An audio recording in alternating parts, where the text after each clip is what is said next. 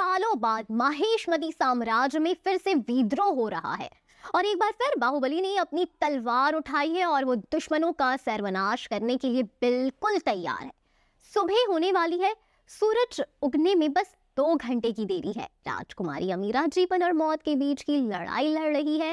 राजकुमार सूर्यवीर कैद में अपने आप से लड़ाई लड़ रहे हैं कि उन्होंने अपनी मां समान बड़ी बहन पर बाण चलाया।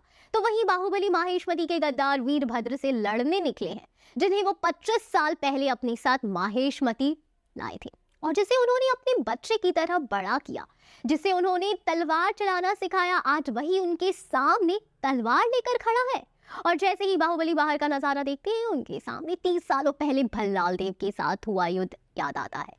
और जब उनकी नजर वीरभद्र पर पड़ती है, जो इस वक्त एक एक कर सैनिकों को मार रहा है, उन्हें उसमें भल्लाल देव नजर आता है और फिर सोच में ज्यादा समय ना बिताते हुए वे अपनी तलवार चलाना शुरू करते हैं और उनके साथ महान अलेक्जेंडर भी दुश्मनों का सामना करने आते हैं।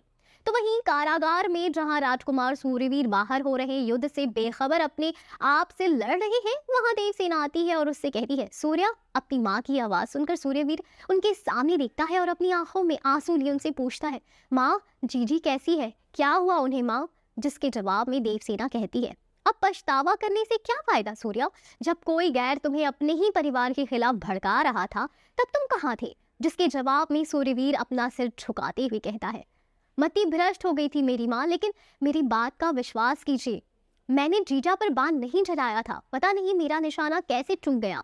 तब देवसेना अपने बेटे से कहती है, जानती हूँ तुमने बाण नहीं चलाया, ये एक षड्यंत्र था और तुम उसके एक मोहरे थे।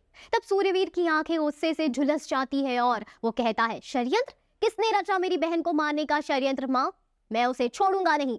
तब देवसेना सूर्यवीर को सारी सच्चाई बताती है और आखिर में उसके हाथ में बंधी जंजीरों को अपने खंजर से तोड़ देती है और कहती है, जाओ सूर्य, अपने पिता बाहुबली की माहेशमती के सबसे बड़े दुश्मन को मारने में मदद करो।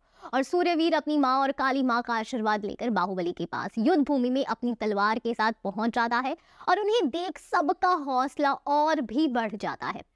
तो वहीं राजकुमारी अमीरा की आंखें धीरे धीरे खुलती हैं। वो अपने सामने अपनी माता देवसेना को देखती है, जो इस वक्त किसी दूत से बात कर रही है और उनके चेहरे का रंग उड़ा हुआ है और वो काफी गुस्से में है और कहती है, तो आखिर मेरा शक सही निकला, वीरभद्र उसी राक्षस का बेटा है जिसने सालों पहले माहेशमती की प्रजा पर अत्याचार गुजारे और अब उसका नाजायज बेटा अपने बाप के नक्शे कदम पर चल रहा है। ये सुन अमीरा अपने बिस्तर पर खड़ी होती है और कहती है, वीरभद्र भल्लाल देव के पुत्र है? तो कौन जीतेगा ये लड़ाई? जानने के लिए बने रहे हमारे साथ। अब तक के लिए स्टोरी से जुड़े अपने व्यूज हमें कमेंट सेक्शन में जरूर बताएं। Thank you.